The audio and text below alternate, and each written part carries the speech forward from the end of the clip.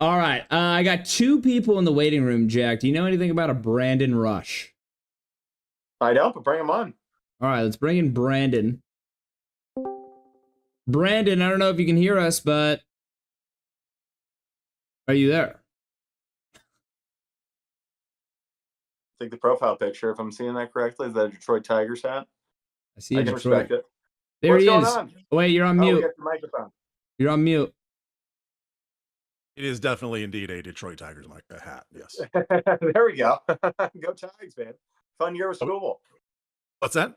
I said fun year with Scooble. It really was. It kind of feels like it was a year where we're a year away from being a year away, right? Like next year was supposed to be the year that we were going to be in contention to maybe make the playoffs. The fact that they went on that run late in the year was incredible, and to see the Tigers in the playoffs for the first time in a decade was really fun. That's big time for Detroit.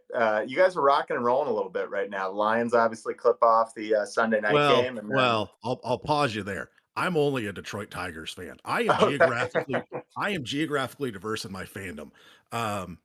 So grew up in Oklahoma, so I'm Oklahoma City Thunder fan. All right. Nashville Predators fan. Arizona Cardinals fan. So I have no allegiances to any city, especially cities I don't even live in. I don't live in Oklahoma City anymore, so it's hard for me to. I don't have Thunder season tickets anymore, so I am wearing out like League Pass and every like streaming option I can to watch my teams. Well, and I say this as a sign of respect. Not this isn't a jab taken at you, but none of those teams are particularly winning franchises. So it all the fandom, all the more. It's like no guy would just go. It's not like you picked the Yankees, Cowboys, and the Lakers. You went and took no. Yeah. If I've never been accused of being a front runner.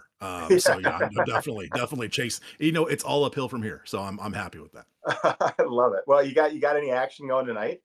I do. I'm very much invested in the Panthers tonight. The offenses have been pretty good in hockey so far in the early season. We've seen some incredible scores come out of the NHL, but Devils Panthers, two very good teams in the Eastern Conference. Kachuk is putting up points left and right, but Sam Reiner, I have him first goal and anytime goal on top of over 6. So I'm heavily invested in the defending Stanley Cup champs tonight. Oh, I dig it. We've recently taken a shine to hockey. Lance and I would be the first to tell you we are not great historic hockey fans, Okay.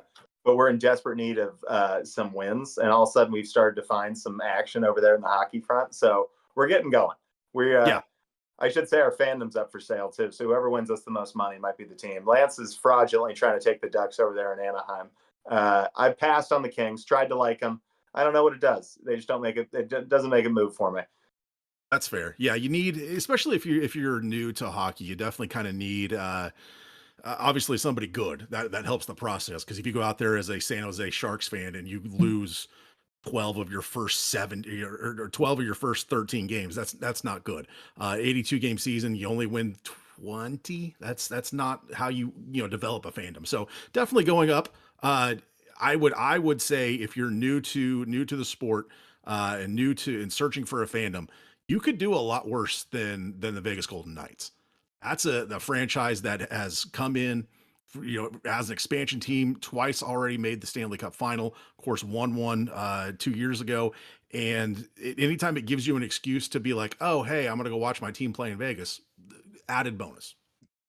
Have you been getting any of this action over on Wanna Parlay? Are you a Wanna Parlay guy? I have. I just got in within the last 10 days to 2 weeks or so and really kind of feeling it out. And I've really been intrigued by trying to figure out how I can piece together a parlay, A, good enough to qualify, and then B, good enough to earn me points. So I spend more time, I think, looking at other people's entries, trying to figure out how I can beat them more than I am piecing together a parlay that'll pay. That's the spin cycle I get caught in. I start chasing the ghosts out there because Mhm. people start getting real hot on the page and you start seeing the Yeah, same pop up. And I'm like, what in the hell are they doing? I think I'm pretty good at this. I right. can't get anywhere near it. So, what's your favorite contest? You a main event guy? You chasing the big $2 grand prize? I so far I haven't gotten to the main event, even though with the low entry fee, it's nice to kind of limp into it.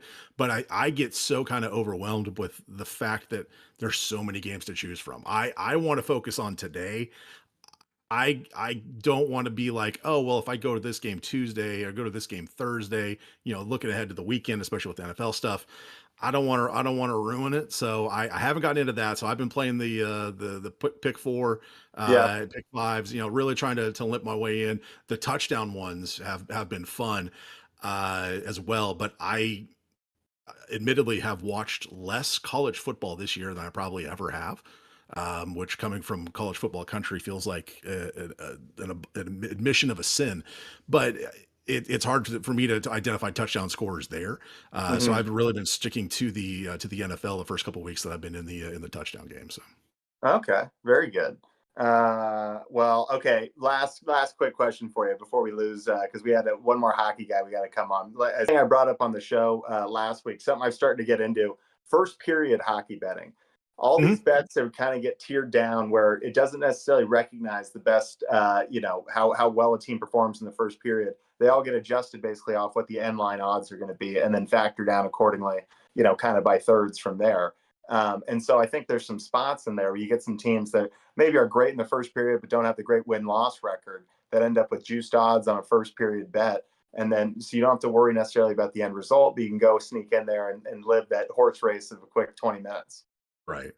Yeah, the teams that are good defensively early tend to not be good defensively throughout the whole game. It seems there's a number of teams. St. Louis is a team that comes to mind. Great early, like first period unders, seem to kind of be doing a decent job. But as the game goes on, like I don't know if it's their third and fourth lines aren't necessarily good enough defensively to maintain and hold on to those low scoring games. They seem to give up goals late, but yeah, that's a market that's really interesting to follow and see if there are trends that if you are good defensively early, are you good defensively late, and can you put that against each other? You find a team that's good defensively early, hey, maybe play them first period under, but then also play the total over. Hmm.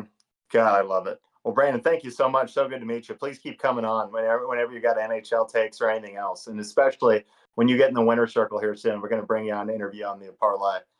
I'm ready, and I'm ready for the international break in soccer to be over, so I can get in back I into love the it. Well, Premier League and Bundesliga. Yeah, yet another sport we're just throwing darts at the wall at. So we'll be anxious to talk to you on that awesome. one too. Yeah. Thank you, Brandon. All right, we'll see you guys. What a legend. Dude, how about that? I dig that. That guy was dialed. I didn't even know where he came from. Just drag him in. Next thing you know, he's ready to go. He had the pro background. He's got the headphones ready to go. That guy's like, I like the audience we're cultivating. They Yeah. seem like good, sharp guys. I don't know how a couple of bad looking, dumb guys keep getting these good looking, smart guys to keep coming on the show. 100%. I'm a little, but that guy was knowledgeable too, and his fandom being all across the board. When he said the Arizona Cardinals, I lost it. I was like, that's the last team I was gonna hear in this pool of teams. The fucking Arizona Cardinals. I didn't even know they had fans except for those grimy souls out there in Arizona.